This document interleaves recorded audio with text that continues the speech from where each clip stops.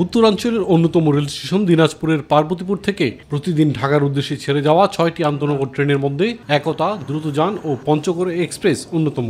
আগে এসব ট্রেনে ইন্দোনেশিয়ার নতুন রেক ব্যবহৃত হলেও বর্তমানে তা চলছে ভারতীয় রেকে। ফলে নানামুখী সমস্যার মুখোমুখি হচ্ছেন এ পথের যাত্রীরা। 2024-এর জাতীয় নির্বাচনের পর নতুন রাজনৈতিক নেতৃত্বের কারণে বদলে যেতে থাকে অনেক সুবিধা। উত্তরাঞ্চলে ব্যবহৃত সকল ইন্দোনেশিয়ান রেক সরিয়ে নিয়ে যাওয়া হয় দক্ষিণাঞ্চলে। কাবার ছেঁড়া আসন, ভাঙা হাতল, বন্ধ জানালা, মোবাইল চার্জিং ব্যবস্থা থাকলেও নেই সংযোগ। দিনকে দিন নিম্নগামী হয়েছে যাত্রী সেবা। আগে যে ট্রেনটা সিটগুলো ছিল বা যে বগিগুলো ছিল অনেক ভালো ছিল। বাথরুম, টয়লেট অপরিষ্কার। আমি যে এত লং জার্নি করে যাব, আমার তো ফোনের বন্ধ হতে পারে, তো সেই ক্ষেত্রে আমি চার্জিং সুবিধাটা পাচ্ছি না। পুরো ট্রেনে কোনো নামাজের জায়গা নেই। যে সিটে বসি সেই সিটগুলো হাতল ভাঙ্গা, বসতে আমরা কমফোর্টেবল মনে করতেছি না।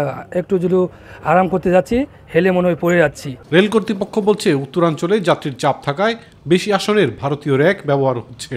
এতে আসন সংখ্যার পাশাপাশি পাল্লা দিয়ে বেড়েছে ভোগান্তিও। ফলে দীর্ঘ দূরত্বের যাত্রাপথে নানা সমস্যার কথা জানিয়েছেন ভুক্তভোগীরা।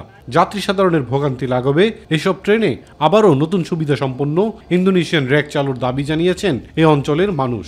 ট্রেনের আমরা যে এত লং জার্নি করবো, যেন সুযোগ সুবিধা অনেক ভালো হয়। এই ব্যাপারে প্রশাসনের দৃষ্টি আকর্ষণ করছি। পূর্বে যে কোচগুলো ছিল সেগুলো পুনরায় আবার চালু হোক। সেবার মান নিয়ে জানতে চাইলে ঊর্ধ্বতন কর্তৃপক্ষের সিদ্ধান্ত অনুযায়ী রেল চলাচল হয় বলেই জানান রেলওয়ে কর্তৃপক্ষ।